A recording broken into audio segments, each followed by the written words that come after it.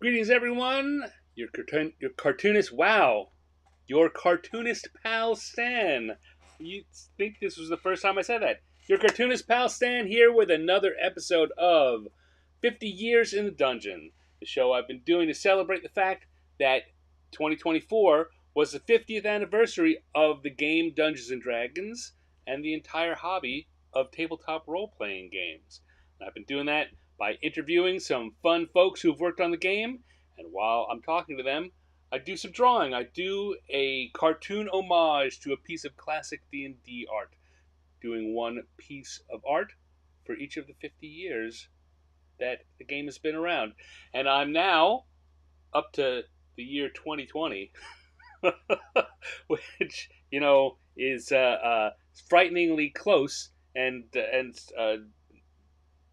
drives home how quickly a year has passed. So, hi, Michael. Yes, rented. I'm just breaking in a new pair of lips. Blah, blah, blah, blah. They're not working right yet.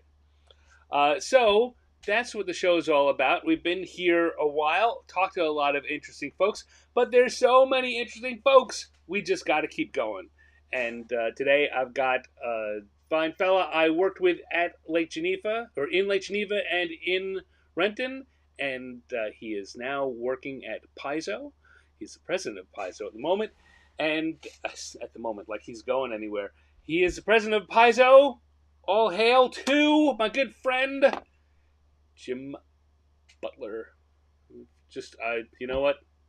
You can tell I've taken a few weeks off because I can't find the buttons quickly anymore. Hey, Jim, thank you for coming and joining the show. I really appreciate it.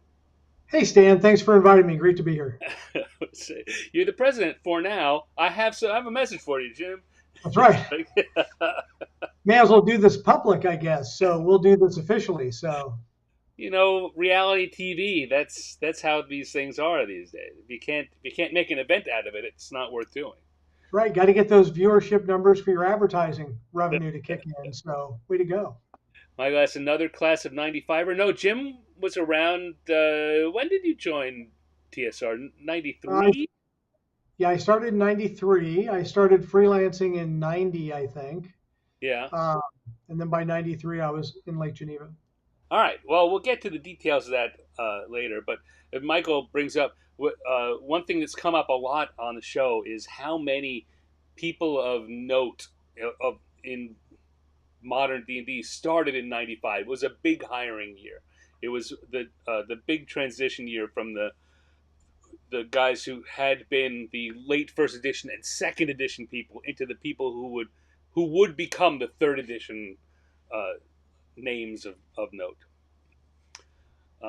Certainly not everyone by far, but there were a good 8 or 10 people who started in '95. Um, so Yeah, 95 was a lot of hiring, I recall. There were lots of new people coming in. So I forget what we were working on at the time, but I'd have to go back and look at a publishing schedule to see what was driving all that, because that stuff would have hit probably in 97, 90, 96. 90, Those would have been yeah, released. 96, 97. I think I was having a conversation with someone else about this last week. I think the real driving factor was that people like Zeb and Jeff Grubb and Doug Niles, they were moving on to their next things, and that because there really wasn't an increase in headcount. It was just that was a period of changeover. Yeah, Bruce Nesmith left the year that I arrived. Yeah. So And he was one of those leading edge people who had got work in the digital realm and kind of let everyone know, hey, there's good work out here. look at this career path. Look at where else we can go. um, but before we dive into that, I like to start with how gaming came into your life, because one of the things you and I were talking about before we started is that we added together. We're people who started around the time of that this all started, right? It's within our lifetimes that tabletop gaming became a thing. So it's not the kind of thing that you can. We couldn't pick it up from our older brother, older siblings, or get books passed down to us. So how did what we call now hobby gaming come into your life? Yeah, so I grew up in Wyoming, so the rules for D&D got to Wyoming a little later than they got to the rest of the world. Um, but I was riding a bike with my friend, and we stopped by one of the stores and picked up the blue box. That was probably 77, 78, and It's pretty uh, early. got together and started playing it, and Had you just had a so blast. did you know about it when did you go looking for that thing, or just was a thing you saw on the shelf and said, "Hey, this looks interesting"? It was funny. My friend Tom didn't have money for it, so he borrowed money from me to buy the blue box, and Yeah, I didn't know what it was at all. But we basically took it back to his house, and he played, and then suddenly we were playing, you know, spending the night and playing all night and doing all this other crazy stuff you can only do when you're a teenager, right. and uh, it was just really wild. It was just such a mind-opening experience because at the time, like we were playing Avalon Hill games with chits, moving them around on the boards for I think we were like Battle of the Pacific or something, some World War Right. II based one, So and how did you get started doing those?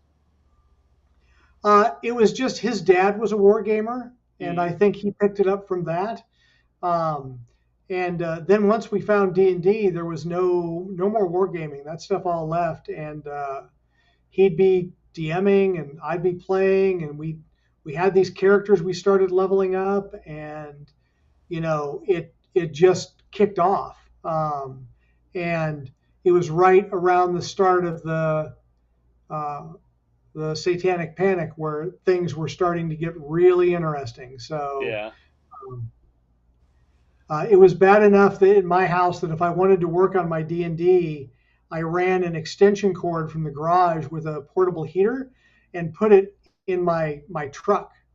That was a couple of years later after we'd started, but I was 16, got my truck, and then I had my portable heater in there where I could write and design the next week's scenarios we were going to play through. So So was it just you and your friend? Did you have a more extensive group than that, or yeah, it was my friend Tom, his brother.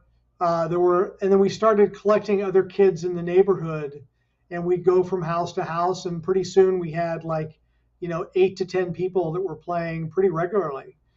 We just bounce around to different people's houses and play for that day, and then keep going. so were you playing homebrew campaigns, or were you picking up the modules? I'd say Keep of the Borderlands got a lot of play. Yeah, That was one that we just did a lot of. White Plume Mountain was another one. We just played a lot of that. And of course, I think if you look at any of the old original adventures, we probably played through all of those. yeah. You know, it was Tomb of Horrors was a terrifying experience. Piles of dead character sheets, but that's how lots of people remember Tomb of Horrors. I think. I think that was the idea, or so they tell me. Um, so the Satanic Panic, which again is a thing that comes up that I think, given how popular D&D has become, younger people I talk to find it difficult to believe. But so you felt you couldn't do it in the house. You had to go out into your truck to design. My What about my stepmother made it clear that those books were not allowed in the house. I snuck them in once, and she found them. And when my friends came to find me, she gave away all my books. wow? Um, Back when I got into high school, I was in the local paper as a man tries to prove that D&D games are not evil, and it was me in a full cover of the front page of the newspaper with the map of Greyhawk behind me, with all my books laid out on a table. Um, Oh, it's I saved that, and it's on my Facebook profile. Man tries to prove that D&D is not evil. I take it their purely editorial, uh, editorially fair view was that you did not Right. succeed in that. Completely unbiased. Yes. Wow. The Um, writer of that told me he really wishes I would bring that back because that wasn't some of his best work. have you talked to him? You've talked to him since then. The writer of that article. Yeah, yeah, we were friends. He was the one of the writers of the local paper as well, and he was also working at the local paper. Yeah. So he uh, yeah, he did that story, and he got a lot of grief for it, and I put it up on my wall. So there's kind of two sides to all that. All right. So you got famous early, is what I'm hearing. Yeah, I mean, we started playing. I mean, the gaming group expanded out as a when it got to the point where I had a vehicle. I would go down to the local library, and we established I think it was an RPGA group at the time. We were the Fellowship of Fantasy, and we'd have games at the library and do all that sort of fun stuff. All right. Um, kind of mini conventions where there were like a dozen games or so going on, and the library loved it. There were lots of people at the library doing stuff. Yeah. Um, they just didn't dig too hard into what it was. It was. So it's a little evil. What the heck? Yeah, a little evil, diet evil. Um. Wow. All right. So, where did you go to college? Did you go to college? I believe I know the answer is yes, but I. Yeah, I went to college. I attended University of Wyoming for a while, and then I finished up my degree locally at the extension branch of that college, University of Wyoming, um, and got my degree in English. Mm, Um, because when I was in high school, I was trying to get something published. Um, and I was working with a gentleman by the name of John Pickens, who was manager of acquisitions at TSR. I've heard that name. And I was exchanging manuscripts with him pretty regularly. And it took a lot. My first one, oh, well, you need to do all this. And I'm like, I've got this plan for a trilogy, Yeah. and you're going to love it. And uh, after I'd done the first adventure probably 3 or 4 times, John said, "That's great. Now give me the next two." And I went, "Oh, no, I got to do this 2 more times." Um, and John Pickens is the one that said, "Look, if you want to work in this industry, get a degree. It doesn't matter what it's in, but just get a degree." So um, English was my most painful class, I think, when I was Right. in high school.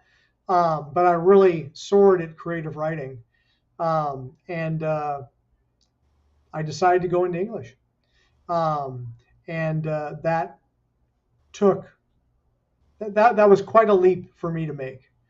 Because unfortunately, English is not all the fun creative stuff you get to do. There's also word diagramming and Right. lots of reading of old English writers that no longer are alive, and it was quite the experience. And my main English instructor at the college knew I wanted to become an English major and a writer, and she made sure it was a little more difficult for me than the other students. So I love her for it, but boy, I kind of walked into the Cuisinart there. So It's amazing how much we come to appreciate the people who made it a little tougher for us later on. All right, I'm gonna switch views here and come over and start my drawing. This is um, the limited edition cover for Mythic Odysseys of Theros, and very colorful. And I'm going to be drawing this uh, centurion fighting a hydra. Um, so I guess you've already answered uh, how you uh, got in contact with TSR and you were exchanging stuff with John Pickens. How is that work for you to get in as a writer? So I know you were saying. Well, again, this is off screen. You started doing freelance, right? How Yeah, did I that start? started my first freelance project was Black Spine Mountain for Dark Sun.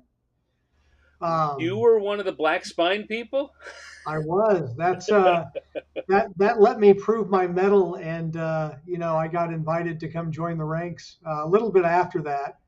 I did that. I did Elminster's Ecologies, and I did the Secrets of Spider Haunt um, uh, series of adventures, Yeah. and that kind of got my foot in the door where I got an interview at Gen Con. Oh, Uh, I decided that I was trying to get on there full time. I was managing a Computerland franchise at the time, and went out to Gen Con with a friend of mine, and they're like, yeah, come talk to Tim Brown. He'll be here, and I keep going to the castle, and Tim's not there, and finally on the last day I run across Tim Brown, and I get like a 2-minute interview with Tim Brown at the TSR castle, and then he has to run off. He's doing something else because for those that don't know, Gen Con is insanely busy for TSR staff. And it looks like your video froze, Stan. Um, there it goes. And so, I got there. I got that interview with Tim, and I'm like, wow, it only lasted 2 minutes. I'm going. I guess this really isn't going anywhere. And then I get home, and probably a week or two later, I get a phone call saying, yeah, we'd like to offer you a job to come and work out at TSR. And I was just blown away. Um, I went and told the owner of the Computerland franchise that I was working for. I said, I'm taking this job offer at TSR. And she goes, well, what's their salary? I'll match it. And I like, well, I'm taking about a 50% pay cut to go work for TSR. It's like, oh, there's nothing I can do for you then, is there? And I'm like, no, this is kind of me following my dreams. I'm young enough to go do it, so I want to live in this world for a little while. So I that's a put it pretty all. familiar. Another thing that a lot of folks that I've talked to have had similar stories, right? That we come to it from a passion, and a fair number of people took pay cuts to go do it, and we never got that money back.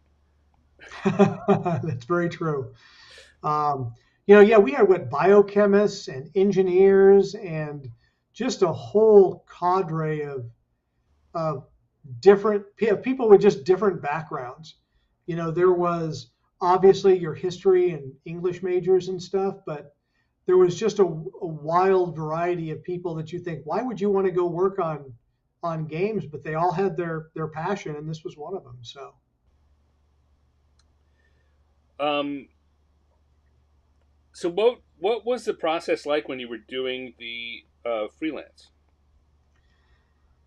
So I mean, it was mostly, I had to cut my games short. So I didn't DM as much when I was doing freelance because my weekends were spent doing that. But the process was when I was editing, I would get a manuscript, and along with some general guidelines about, hey, it's supposed to, this is the story we're trying to tell.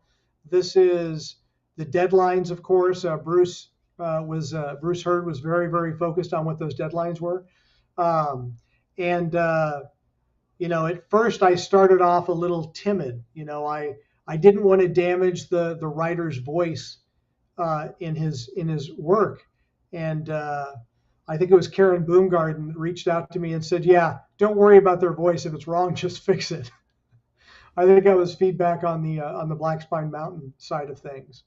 So there's all sorts of for me, freelance was mostly night and weekends. It was some extra money as I kind of tried to prove myself to the folks at TSR and get a job there permanently. Um, what did you learn about the world of writing through that? I mean, so I mean, this is what you wanted to do. What did you take out of the editing side of things that helped with your writing?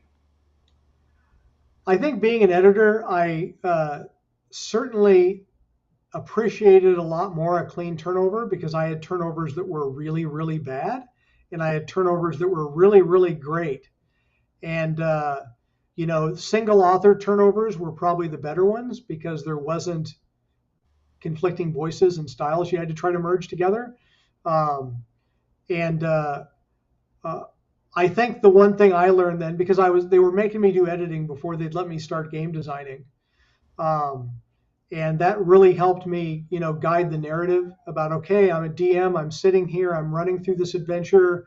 What information do I need next? What information do I need next? Does this make sense? Is this stuff all in the right order? You kind of go through all those mental exercises in your head to make sure that you were making life for the GM in that case, or sometimes the players, depending on what you were actually editing. Organizational skills were huge. Like, you'd always be reorganizing stuff to make it make some more sense.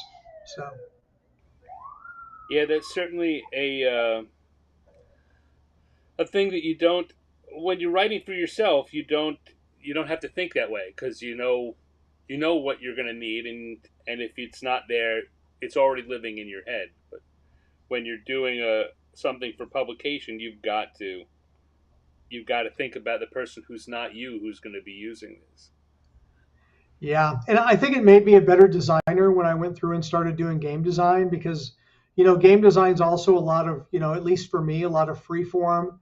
Like, I'm writing, I'm following things out in my brains. And then once it gets on paper and I get through, I kind of set it aside for a day or two and then Right. come back to it and try to mold it again to make it say, what was I thinking there? That's crazy. Um, and try to make sure that when I did a turnover, they'd get something from me that was like, wow, this is good. We want to use this guy again. So I think it was right after I turned over The Secret of Spider-Hunt book one that I got the job offer to come work for TSR because I finished the other two freelance while working at TSR. So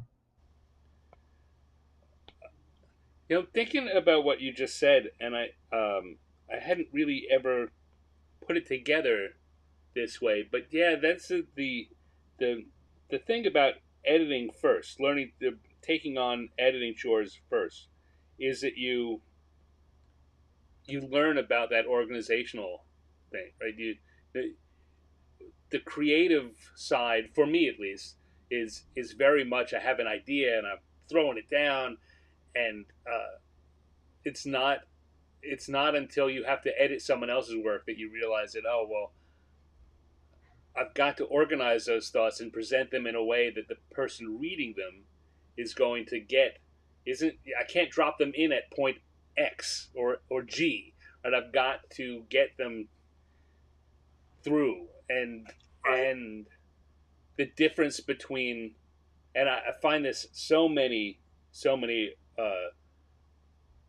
indie, um, so many semi-pro and amateur writers of game design are writing adventures the way they'd write a book, that it unfolds as you're reading it, and that as a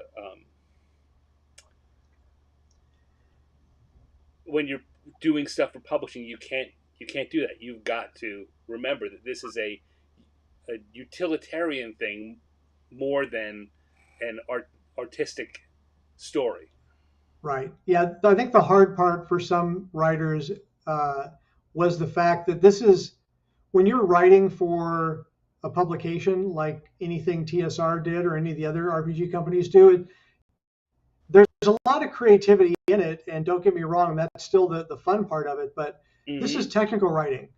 You've got to get everything you need in the space that you have and tell the story that's going to be fun to play and fun to experience.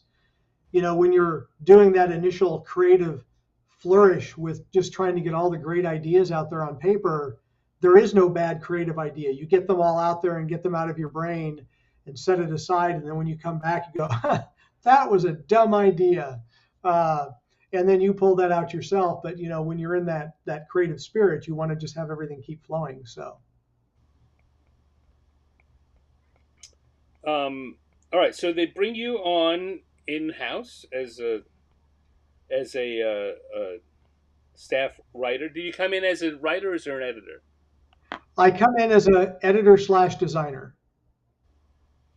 Um, so I kind of straddled both worlds. Either when I first got there or shortly thereafter, I was editor/designer. So Right. And what were you working on? My thing is definitely frozen up. All right, so come back, change the views, and we'll talk like this. And I'm gonna fiddle while we talk. What? no So yeah. problem. So what did? Because at TSR uh, there were teams, right? That focused. What team did you come in on? I came in on the D&D team. So I The was core working with team. Steve Yeah. Bennett, yep, the core team. Um, and I was pretty much thrown in immediately on a lot of the splat books. So, uh, boy, the complete barbarian, the complete Book of Elves, the complete, you name it, the complete books is kind of what I was working on at the time. Um, and then later on, I started working with Skip Williams and Rich Baker on like the skills and powers, the high level handbook, those sorts of expansions to the D&D side of things. And this was in, as you were saying before, '93 when you came on staff. Yeah, for 93 when it came, I have to pull up a full list of what all the stuff I worked on, but there was a lot of complete book of, dot, dot, dot stuff that I worked on earlier on. Um, I worked on Chronomancer, uh, all sorts of those, at the time, TSR was putting out a lot of splat books, and I was working on several of those going on. Um, So I think splat book might be a term that a lot of people aren't familiar with. What do you mean by that? So splat books were the kind of rules expansions to Dungeons and Dragons Second Edition, Advanced Dungeons and Dragons Second Edition. They basically let you kind of kit out, like, here's a bunch of options for Ranger, here's a bunch of options for Barbarian, here's a bunch of options for Elves and Gnomes and Dwarves and all the rest of it. So they were extremely popular for quite a while. Um, and they kind of followed it up then with the hardcover books, Skills and Powers, Spells and Magic, High Level Handbook, and those, which were kind of deeper dives into kind of a more uh, game mechanic expansion of the Dungeons and Dragons rules. Um, all right, who else was on the core team at the time? You said Skip and Skip and Rich Baker were both on there. Uh, Boy, there were so many people on that team. It's hard to say. Roger Moore was there.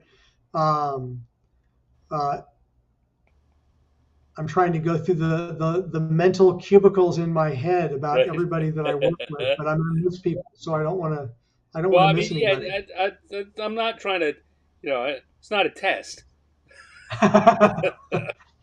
I don't know. I don't know if Roger jumps in here, he may say, "Hey, what?" Um, uh, Becky says, "Thanks for explaining splat books." Yeah, there's occasionally we come up with these terms that we all know what we're talking about, but um, so Yeah, did so you say Michael's asking whether or not those splat books paved the way for prestige classes in 3.5.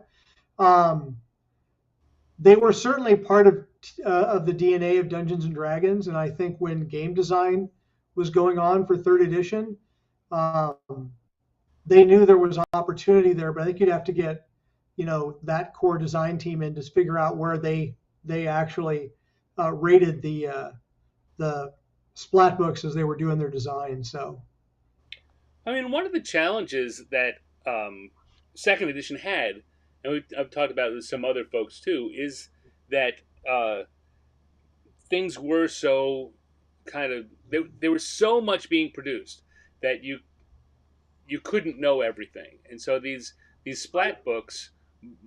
I was not on staff at that time, but my understanding of them was that there was a good place to go for to create a resource that could be ported around to different worlds. Like no matter where you're playing a ranger, the Book of Rangers will give you stuff that you can play with, and Right. so it was a toolkit for the classes as opposed to the worlds. Yeah, I think you might have seen some of that stuff kind of move over into like the Forgotten Realms side of things, Mm, with a lot of the classes in there, like or the Harpers and the Zentarum and the rest of that. Um, because after I worked on the D&D side of things, I went into the realms and I worked on, I had a lot of experience with the realms since I'd worked on um, the Secret of Spiderhaunt series and Elminster's Ecologies. So they moved me over to that at some point. And then I did, I wrote Vilhan Reach, mm-hmm. which was a um, kind of a deep dive into stuff. Ed Greenwood had gone through and done a bunch of polyhedron articles and a couple of dragon articles about that particular region of the world. And they wanted me to collect all of that and then start adding to it.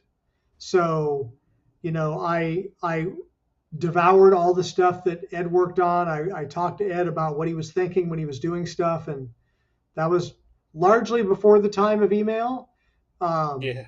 so I was having to, call Ed when he was at the library and talk to him, um, and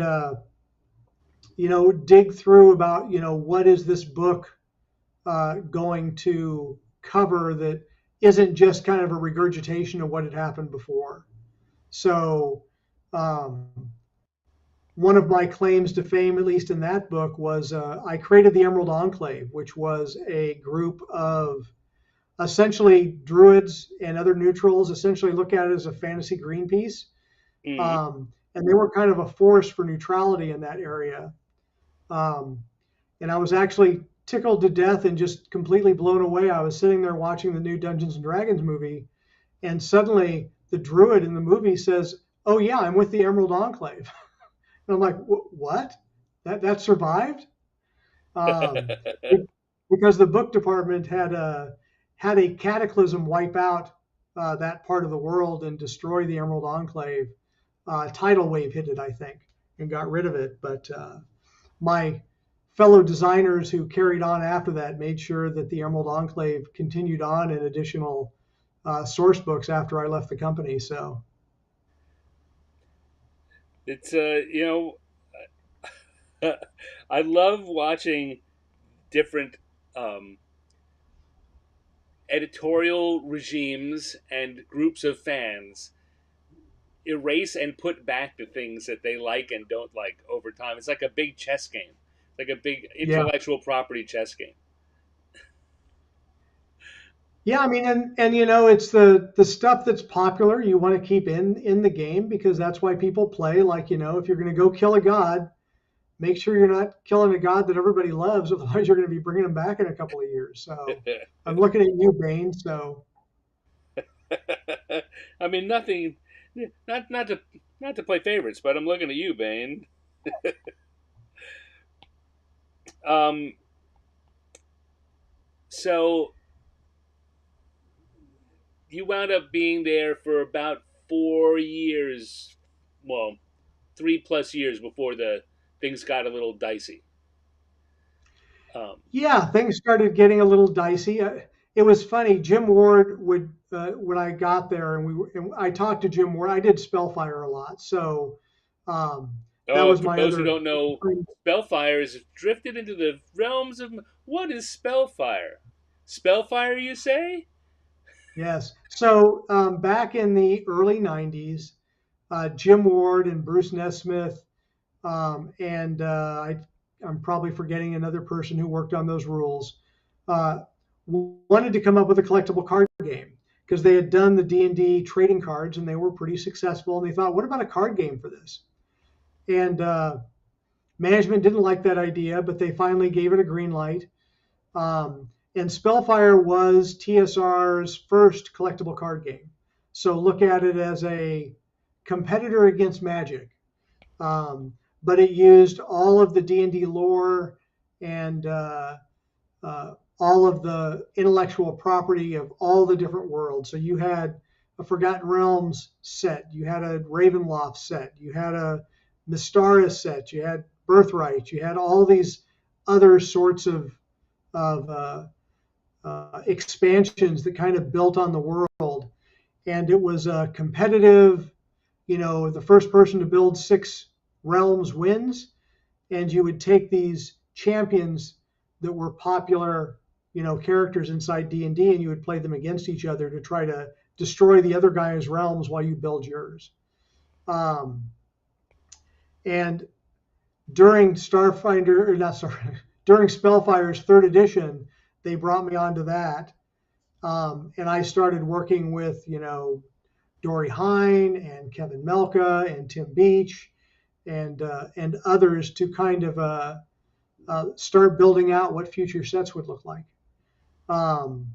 And Spellfire's one of Spellfire's claim to fame was on the back. It had Master of the Magic.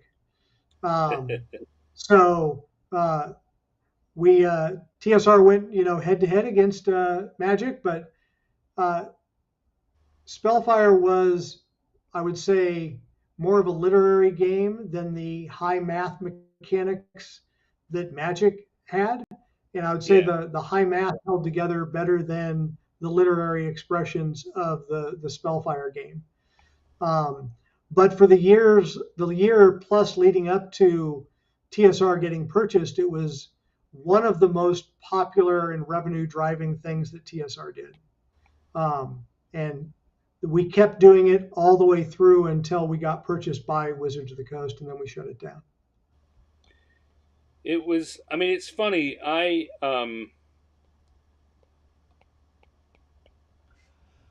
Spellfire for me was, I never really thought of it as a literary game, but it certainly was a more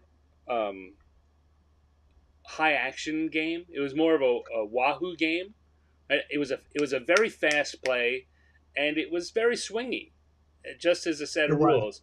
And the Magic team, the card R&D as they were called at Wizards, were, as you say, very math based, and from a mathematical perspective, and Magic has always been a very well balanced game for what it was. Right? They're running $1 million tournament on it. You couldn't do that with Spellfire. It was too swingy, but it certainly please. Spellfire at its heart was the game of war. You would basically keep throwing cards on, and whoever had the highest number won. And then there were these, literary rules built into it as well that basically, you had to read what the card said to see whether or not it trumped one game versus another game. And that made it a little more difficult to adjudicate, I think, in some cases than Magic did, although Magic had its rules complication and adjudication questions as well. But really had a lot of fun. One of the things that set it apart was a lot of the chase cards in the Spellfire card game were TSR staff members' photos. So you can find me dressed up as the King of the Elves or Targath the Unclean from Birthright. Gib Reltib. There were a whole bunch of big backwards person's last name backwards type cards that were in there that were a little bit better than others. Jim Ward was John Oliver O'Kane from the mayor of Ravens Bluff. So a lot of people, I think even the very well-known and respected Stan showed up on a couple of those cards. I was in a few. One of the first things I had to do, I guess within my first 6 months, I had to go and do a photo shoot in a field in February it was and just off like 100 yards off County H Road. I think I was in that same field with Charles Yeah, at a different time, freezing to death inside an abandoned house yeah, because he had me kneel at that house and do the and keep taking pictures until he got one that he liked. So it was a lot of fun. I love doing all that stuff with it. Um, I when I was at Gen Con, people would come up to me all the time and say, "Can you sign my card? Can you sign my card? Can you sign my card?" it has Um, still had the last. I mean, I haven't been to Gen Con in a number of years, but almost at least once at Gen Con, someone will ask me to sign a confused hunchback card. yes. Yeah, every year at Gen Con, I get there and somebody has somehow found another Spellfire card of me that has not been signed. So I'm happy to sign them. There's still a group of people that show up at Gen Con every year and have a tournament, and they have a trophy that goes with people every year and comes back, and you know, just a great Yeah, time they're having. I think that's. I mean, that's the thing for Spellfire.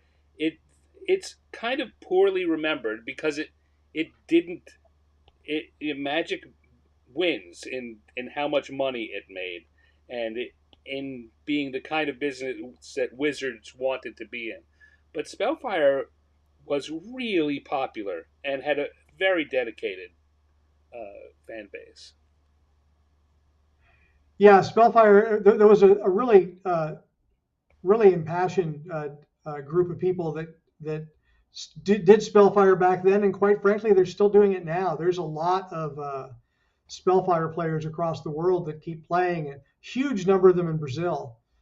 Every year I show up at Gen Con, there seem to be more Brazilians up there playing the game too. So uh, it's you know it's amazing to see everybody still playing every year. I all the decks that I had built, I basically started giving them away at the tournaments every year to whoever won, so they could get some of the rare cards and see how terrible I built a deck because I normally got my butt kicked. So the only rule of Spellfire that we tried to enforce was that John Danovich cannot play Caravan. That was the only rule. Caravan was a card that gave you another turn, and there was a cancel event card and another card that would cancel the Caravan card. And whenever John would try to play Caravan during our lunch games, we tried to shut him down. John Danovich was the head of sales, or one of the heads of sales at TSR during the heyday. Colin McComb has joined us in the chat room. I'm sure he's referring to your photo shoot and not mine. Do you remember the big photo shoot that they did? There's when the so it had been for those Spellfire decks. Each deck would have a bunch of like 10 chase cards at the end, and those were where the photo cards were, and they got very popular. So uh, whoever was in charge of it at that time decided they were going to do an entire set of photo cards, and so there was a day where everyone had to take the day off, or take they not off. Their afternoon was go out to the farm where Charles Right. and a couple of assistants were doing photo shoots all afternoon. Yeah, I was involved with that. Yeah, there was a lot of cards. All the boosters, I think, had 25 cards with them at some point really quickly. Mm, Um, and those were all the cards for us. And, you know, going out to the warehouse trying to convince people to go out and go into a field and get a photo shoot, or a bunch of designers, myself and Bill Omstall and Dory Hine and um, John Danovich would all get together for like one of the cards was the Dream Team. yeah. So we would go out there, and of course that was during the O.J. Simpson stuff. So that tells you how long ago it was. All right. So then we wound up moving out to the bad times happened. Wizards bought the company. We moved out, and you were one of the people that very early on made the switch over to the business team. Right. How did that come about? So Peter Atkinson, who was the president and CEO of Wizards, had basically come to the TSR campus several times and told us he really wanted gamers with business degrees running the business units. He said he can always, of course, go out and hire MBAs that know nothing about the game, but they're not going to effectively market it and run it. So what he really wanted to do was have gamers do that. And I had run a Computerland franchise for years, and I was a manager of a convenience store before that. And I thought, well, I can do that. So Peter and Wizards of the Coast basically sent a bunch of us to school. There was a University of Phoenix. It was not online. It was an actual campus in Bellevue here in Seattle. And we would go to the Bellevue campus, a couple days a week and at night, and we'd go through and do all that. Some people went to University of Washington master's program to get their MBA. And I moved over to the business side. So I moved over for a brief time. I did licensing. When I initially left TSR, I was in the licensing team for a while. But I tried to maintain roots on the creative side because I was creative director for Alternity and some other stuff as well. But quickly I moved into the brand manager side for all the D&D worlds, and still doing some licensing stuff on the side with Interplay. I would work with the creative director. And at the time, the way that the rules worked at Wizards was the creative team put in their requests for what they'd like to do, and the brand team gave the emperor thumbs up, thumbs down proclamation about whether that product was going to make it or not. I like to think the stuff that I worked on was a lot more cooperative than the emperor thing, but there wanted to be some more thought into what was going on in the products and how it lined up. And the brand team was kind of responsible for, fixing the D&D business and launching the third edition of the game. So I was not hugely involved in the third edition of the game. I was tangentially part of that team. I'd go in and I'd provide feedback, and they did what they wanted to do with it. The open gaming license kind of consumed a lot of our time. That was started by Ryan Dancy, who basically the idea behind the open gaming license was that everybody should be able to create materials for Dungeons and Dragons. The rationale behind it is there are so many different things that somebody might want for D&D that there's no way Wizards was ever going to produce all of them. You weren't going to do an alchemy and herbalism book. You weren't going to do a book on, totem magic or whatever. There were subjects that were just not profitable for Paizo to go for.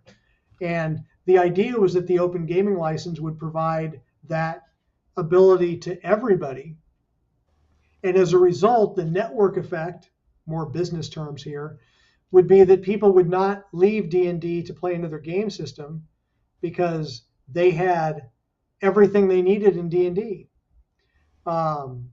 And for a while, it worked really well, I think. There was a D&D glut. I think there were some assumptions we made early on that there would be some arbiter of quality. And we thought that would be probably the distributors who would not take products that were just, spell check, grammar check, paycheck that were pushed out. Right. And I don't think that actually happened. And it caused a big glut, and there was a shakeout of it. And, I think everybody understands more about the open gaming license now. And, quality is a much more important element in people deciding what they're going to spend their gaming dollars on, because there's a lot of choices out there right now. Right. So in some cases it was mission accomplished. In other cases, people were building things that kind of stepped on stuff that Wizards would probably like to do. So my recollection, and let me know if you remember differently, is that when the open gaming license was announced was that the industry would not take to it right away, that people would be suspicious and wouldn't do it. And the plan had been that it'd probably take 6 months or a year before they could get some reputable companies to start doing it. And in point of fact, everyone jumped on right away to the point Right. that White Wolf got their monster manual out a month before the third edition monster manual came out. Right. And Yeah. So I mean, everybody wanted a piece of the D&D pie, and the open gaming license for some people seemed the way to do it. I started my own company, Bastion Press, after I left Wizards in 2001, and sales of OGL D20 products were really, really good. For those that don't know, the D20, there used to be two licenses. There was the open gaming license, which there was no logo that you could use, and then there was the D20 license, which gave you the D20 logo you got to put on your products. And in the early days of the OGL Renaissance, everybody wanted that D20 system trademark license on it. um, do you think that it actually is better or worse that people that everyone did jump on right away and it didn't have that year to shake out? I think the people that jumped on, I mean, Green Ronin was on there early. Um, there were several bigger companies that jumped on early, I think, that really lended some credence to the fact that this was going to be a mark of quality. And I think that really kind of uh, hypercharged the market and kind of let people know, oh, there's a real business possibility here that people can do.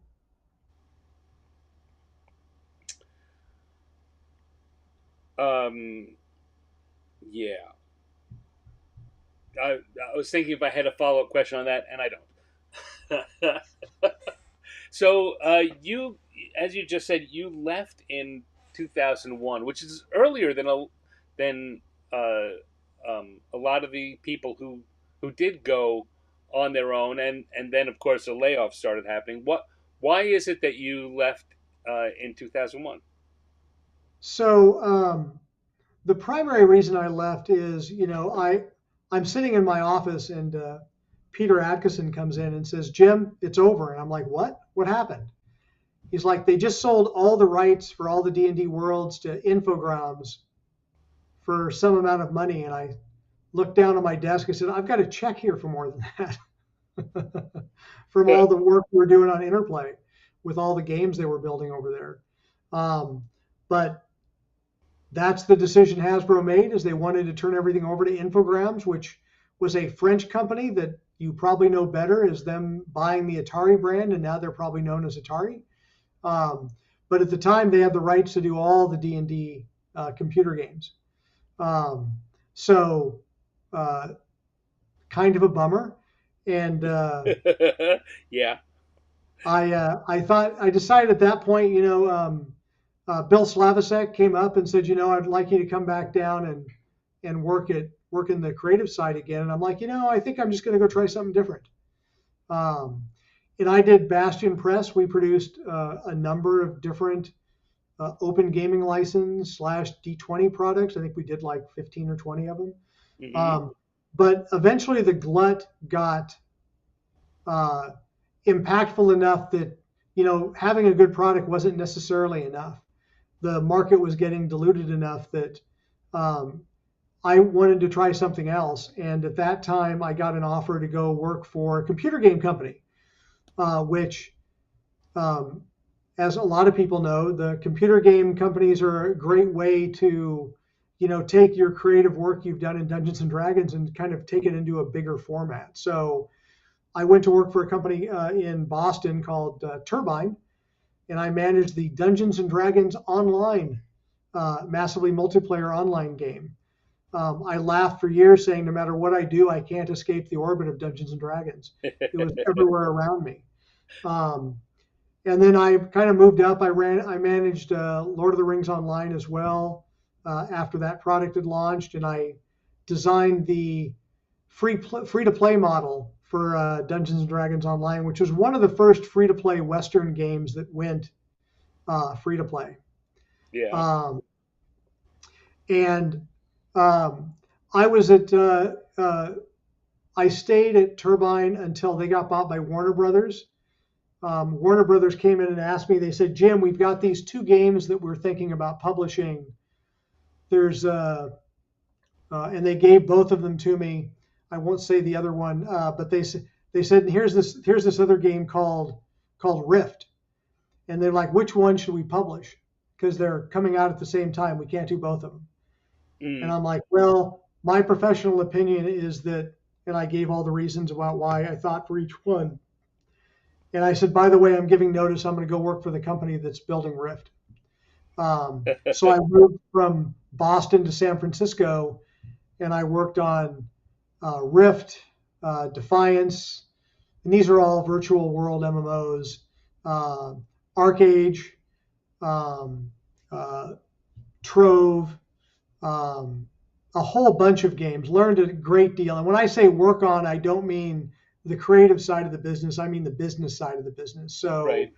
I was doing, I was director of marketing in both Turbine and at Tryon Worlds, where I ended up. Just running these teams and getting these games out to a wider audience, because the people designing them, I get them. They're my people. They're the creative people that I loved doing. But since I made the decision to go into business, I wanted to stay on the business side rather than just going back and forth. One of the reasons I went into the business side and stayed there was I thought it was important that gamers are selling gaming products. Right. The head of Rift at the time told me, he said I was the only marketing person he ever knew that played the games he made, because I played the heck out of the games. How old was I when I left WotC? Let's see, I was 30, 34. When did I leave WotC? 2001. I have to do math now, and that's really, really hard. I think I was 34, 35 when I left WotC.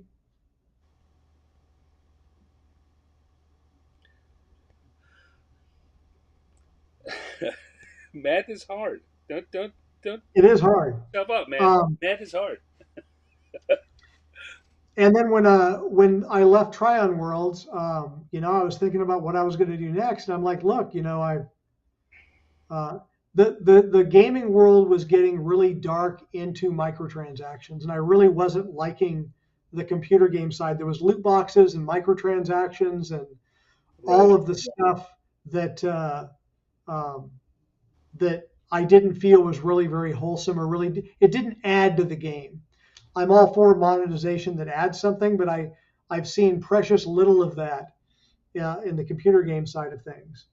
So I picked up the phone and I called Lisa Stevens. Lisa and I shared we had our office walls were next to each other at Wizards of the Coast.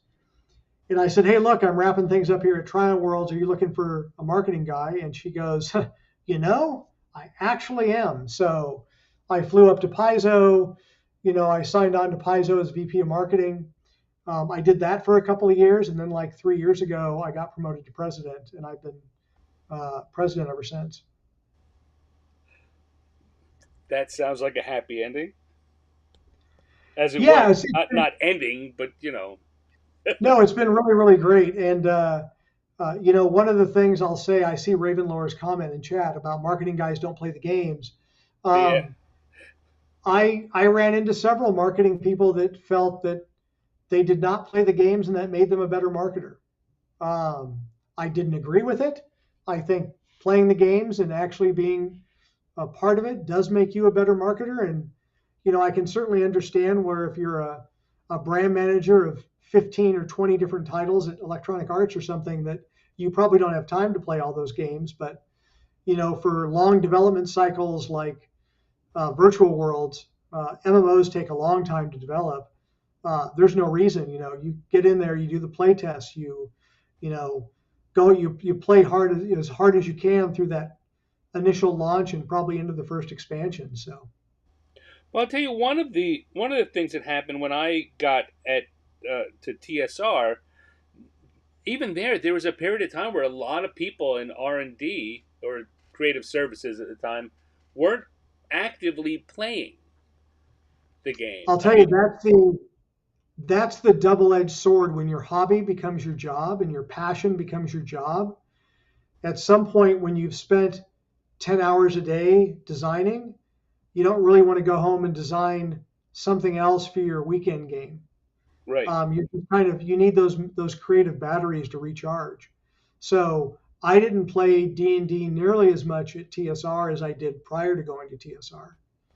Um, uh, I also think that me switching from uh, a creative to a business person uh, affords me a lot more time to play games than I used to. I'm involved in a Dungeons and Dragons game.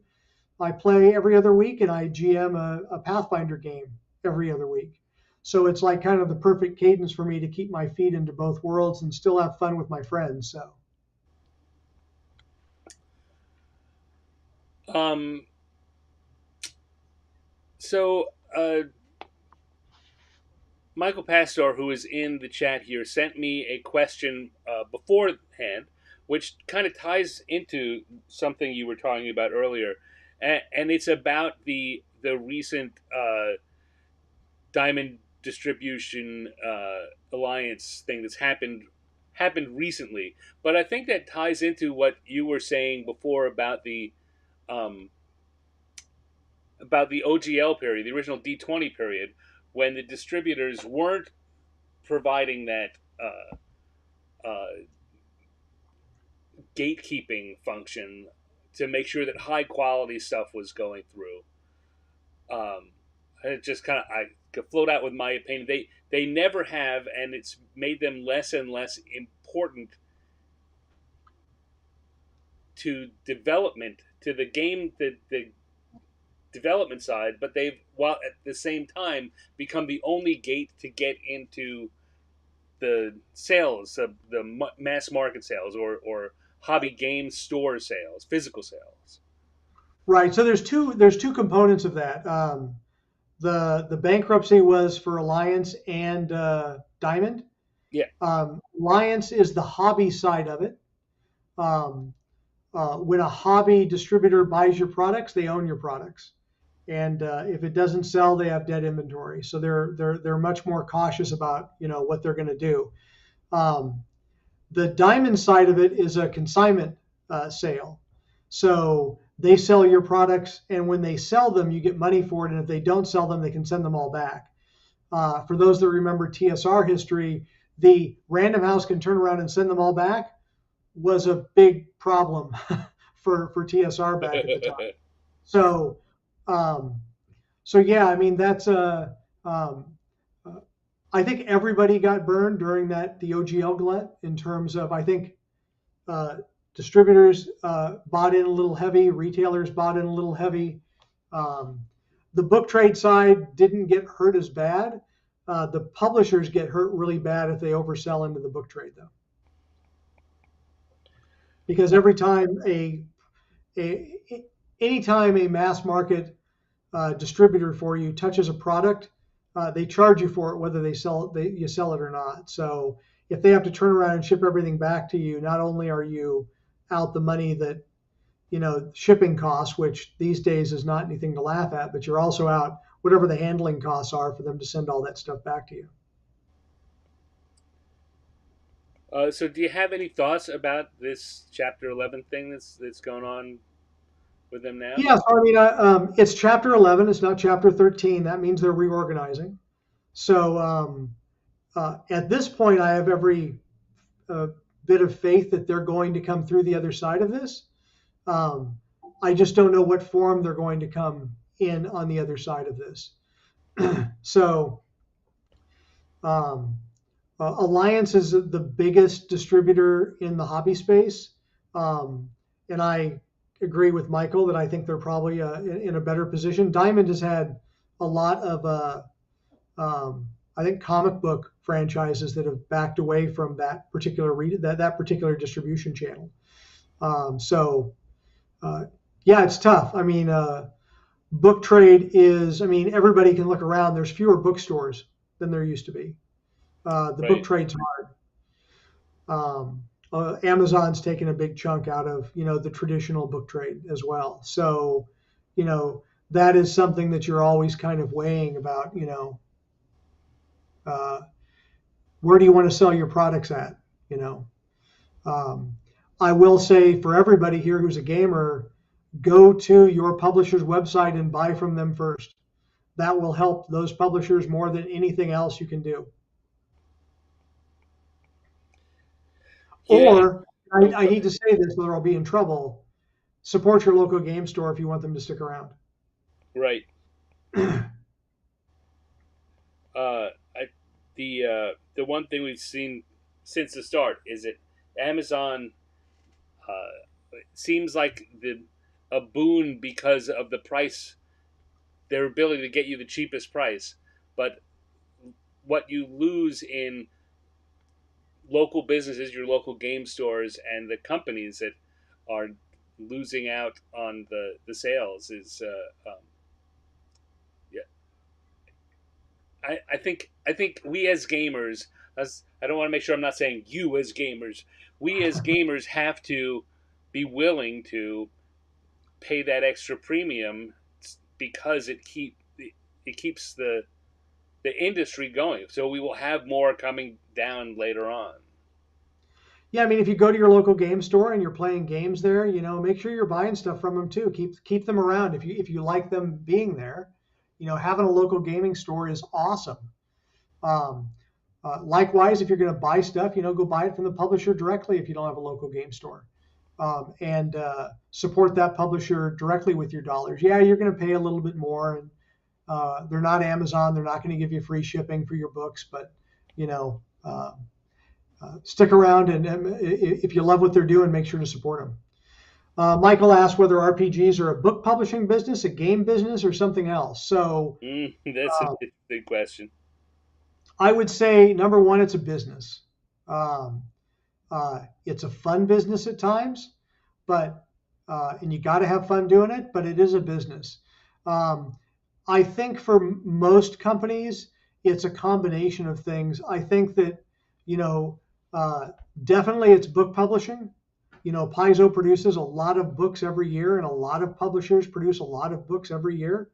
Um, so book publishing is a big chunk of what you do, but over the course of the years, we see that digital is becoming a larger and larger footprint in everything that's happening. You're seeing, you know, virtual tabletops are becoming a bigger and bigger thing. It started with the COVID pandemic, and while it isn't at the lofty levels that it was during COVID, uh, there's still an incredibly popular place for people to go to. So you've got to kind of think on both sides. It's like, okay, there's buddies sitting around a table playing the game and they've got this book, that's great.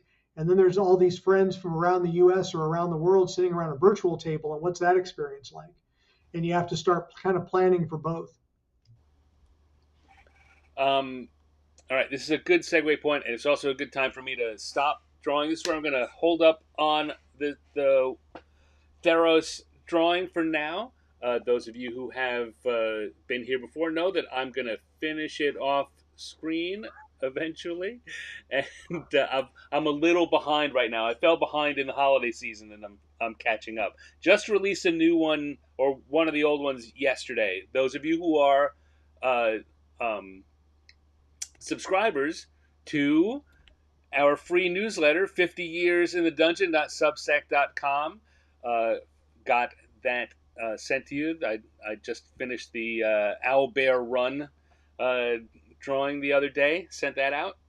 Um, as a subscriber, you will get the updates for who's going to be on the show, all the links, and you will be the first people to see the finished pieces, usually a week or so before I release it for the rest of the community and other behind the scenes stuff.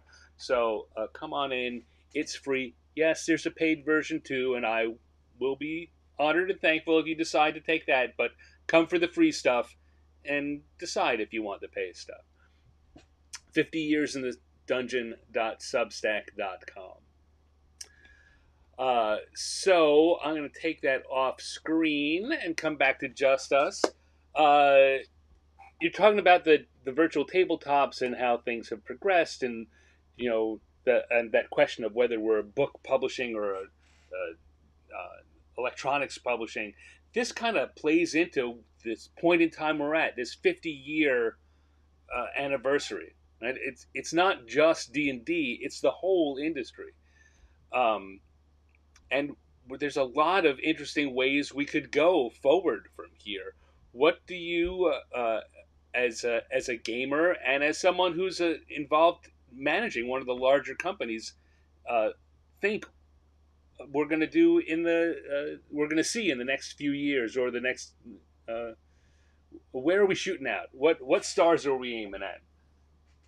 So I think virtual tabletops are just going to become bigger and bigger. I think there's a convenience factor around virtual tabletop that drives a lot of people there. Um, you're and for those that have experienced it, it can be pretty amazing. Like you can put your whole campaign there, and if somebody goes back to that tavern from 2 years ago, you've got the tavern map right there, and in 3 seconds they're back in that tavern. Um, Likewise, a lot of the math calculations, hit points going away, spells blowing up on the screen for you. I think those are going to become more and more common. Mm. Um, Pathfinder Second Edition, for instance, had great success on Roll20 and Foundry and Fantasy Grounds. People are playing those games on those platforms for years now, and I think those are going to continue to be big. Wizards is working on D&D Beyond, a new virtual tabletop, and I'm excited to see what they're going to do with that. Yeah. I think it's a matter of the play experience. We got back to we talked earlier on in the conversation about the editor's job is to make sure that flows through the adventure that people are doing, and the people on virtual tabletops have exactly the same challenge, in that they have to come up with a play experience that's compelling enough that people can focus on the game and the role playing and the companionship, and let the rules still give them all the excitement. Like, I'm building my character. Every level I go up, I get to do this cool new thing. And the rules aren't getting in the way Right. of that experience. I think user interface and onboarding challenges are probably some of the biggest things that on the digital side people have to do. I'll also say outside of virtual tabletop, Baldur's Gate 3 certainly set a high bar for future RPG games coming out. Amazing game of the year, it deserved it. Well done to them. Paizo did Kingmaker and Wrath of the Righteous before that, and we had great success with those. But that's going to become a bigger thing, because if you've been involved in the creative business and you've built a world or you've built an adventure, there's a lot of skill that comes with that. And not every computer game company wants to hire the kind of people that have those skills to build their world that they can then turn around and create a game out of. Because when you see a licensed game for Pathfinder or D&D or whatever else, those games are kind of built on a proven pedigree. They know the rules work. They know the story and the campaign are intact, and the world lore is all integrated, and they know all these things. And it's a pretty monumental task to go through and start that stuff all on your own. It starts really easy. You got a blank piece of paper, but as you start filling it out, you go, oh, wow, this is, just open up any campaign setting book and you can start filling it out. But after a while, you're like, okay, this is a bunch of work. And for a story Bible that's going to, keep a computer game going for multiple expansions, it's not something you really get to, write as you go all the time. You need that structure already in place, the scaffolding in place. It's fine if you want to put the Mona Lisa up here on this wall, but you're going to have to know that wall's there for you to put it up on first. And the people at TSR and the people at Wizards and the people at Paizo and the people all through the industry that are writing these, stories that people are experiencing and building these rules that people are playing with, they're the architects that are building all this stuff for us. So support them, play games, have fun, bring family members in. The family that plays together, I guess they're going to stay together regardless. But you kind of get the direction we're going here. It's pretty amazing to, look at market research that's coming up for tabletop role-playing games, and looking at like who taught you how to play this game? And it's like my dad did, my mom did, my sister, my stepbrother did. You know, uh, these are things that you kind of pass down now. You know, when I first started, there wasn't anybody to teach me how to play the game, and we made lots of mistakes, but it was a fun time making mistakes. The number of friends I know and anecdotal stories I hear about people who say their son or daughter has come back from not just high school, uh, middle school or elementary school, and they've got a D&D club, and they want to they're getting to play there, and they want to know, do you know anything about it? Do we have any books? uh, uh, We got some books for you. just think about that. We started talking about when you were growing up and the satanic panic and how you couldn't bring books into your house, and the article that was written about you. And now most, I'm going to say most, I don't know that it's most, I'm going to say it anyway, most schools, or you can find a D&D club. They're sponsored, that you can meet people and have a, the teacher in charge theoretically should be able to help you to learn. And Right. what a different world it is. Yeah, I mean, before this was something that, only the nerds in school did. It's certainly grown well beyond that. I think Vampire Yeah. was a big hit in kind of expanding that audience. It was live action role playing, which was something D&D didn't do, but it brought in, boyfriends and girlfriends coming together and having a live action role playing game go on without them. And just, you've seen the hobby just expand and expand and expand, Yeah. you know.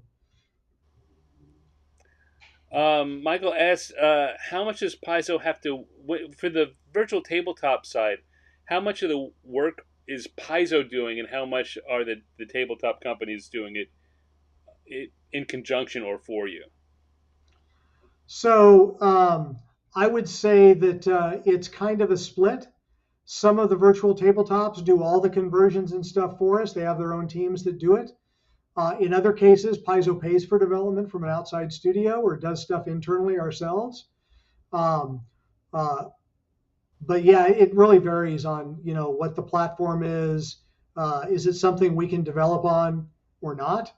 Um, so uh, it kind of runs the gamut of about whatever they want to have opened up that you can work on. So some products are harder than others. Like Kingmaker, it has a new mechanic called hexploration. Well, hexploration is where you enter a hex on a wilderness map and you do some work and then it's revealed to you about what's actually in there. Well, that's not a standard mechanic on most virtual tabletops. So sometimes the virtual tabletop companies have to do that stuff directly as well. So it really depends on what you're actually putting in. And there's also, volunteers do a lot of work too. Um, T. Rob asks, was I Oogly the half orc and the Minotaur in the Spellfire cards? I was not. I That was believe Bill Bill Omsdahl. Omsdahl. Yeah. Yeah, who's a friend of mine. I met him back in Binghamton before gaming days. We worked together at West End and at TSR. Sadly, he passed away a couple of years ago. Um, that's Bill. I was the confused hunchback and Olaf the Sly. I think were the and probably a couple of other things. Oh, I was Simpkin the Weasel. It's the other. Those are my three cards. Simpkin the Weasels. I played this dirty little halfling, and it's just like me with a thing. My own mother didn't recognize me when I showed her that card. I said, "These are the cards I'm on." And she's like, "I think you made a mistake with this one." I'm like, "No, that's me. For sure, That's that's me. me." I see my best friend Leonard is in chat tonight. Hi, Leonard. Yeah, Hello, Leonard learned. Leonard. I'll tell you the way I met Leonard. Leonard worked at the post office. Yeah. And the way I met Leonard was I sent a submission off to Wolf at Dungeon Magazine, Mm. And that's how It's, Leonard and I met. He was a clerk at the post office at the time. He's like, "What's this?" And I'm like, "Well, stop by one time and I'll show you how to play." And we've been best friends ever since. So yeah. That would send it off to Wolfgang Bauer, who now runs Kobold Press. he See, used to it's be possible. the editor for Dungeon Magazine and Yeah. Dragon. Becky says Binghamton was where she got her D&D start at the O'Connor Coffee House. See, now uh, uh, Becky is a sister of a guy I went to school with, I believe, and we also went to the same school. Um, the O'Connor, that's the dorm next to the dorm I lived in. I remember the O'Connor Coffee House. All right. Well, Jim, I have kept you here for nearly an hour and a half, and I'm sure, in fact, I know for sure I could go on chatting, but I'm going to take some pity on you. But hopefully, we can find some time maybe later on this year or next year. I tell you, I'm going to be wrapping up the 50 years part of this project, but I'm enjoying doing the show so much that I'm going to keep going and broadening it out. Oh, So, very cool. um, so in the future, we can maybe do something with Paizo's got some projects we can do a focus on, and Love talk that. more about that. Sounds great. So thank you very much for coming. Is if people want to uh, find you, you are at TSR Gym in most social media. Is that right? Yep. If you do a search for TSR Gym on whatever social media platform you prefer, you'll probably find me there. Just be warned, there's a lot of memes, a lot of Star Trek memes. Those are my favorite as of late, and lots of screenshots of my games on virtual tabletop for my Pathfinder game right now. So, but every now and then I'll post some other stuff. But happy to have you follow me. Just reach out and let me know. And what's coming up from from Paizo that people should keep their eyes out? So lots of stuff in the works at Paizo. Again, Paizo releases a lot of products every year. The biggest one coming out, there's two of them on the Pathfinder side. We've got Battlecry that's coming out. That'll be at Gen Con this year. Mm-hmm. That's if you head over to Paizo.com and search Battlecry, you'll find it. We've had some play tests for it for some new classes you can play, and for some mass combat. That's going to be a fun system for us. And also, you can check out Starfinder Second Edition, which is launching at Gen Con as well.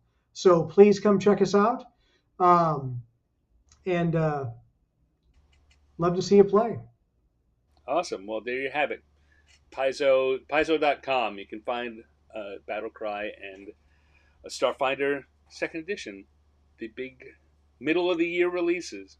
Jim, if you hold on, you and I can make our goodbyes, and I'm going to take you off screen and do an outro. But thank you very much again for coming and having a conversation.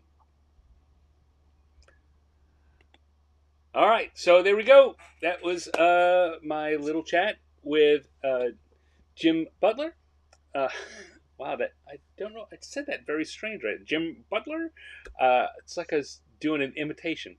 I love these conversations. An hour flies by before I know it. So hopefully I can have him back on maybe towards the middle of the year when those releases are coming out from Paizo. We can come on and maybe I'll even do a cartoon homage to one of them. We'll see. I like drawing all sorts of stuff. So thank you everyone for coming in and watching. I had a good time. I hope you did too. I will be back next week with another guest, and I don't know what the schedule is off the top of my head, but it will be someone fun because all the people I know are fun, including you.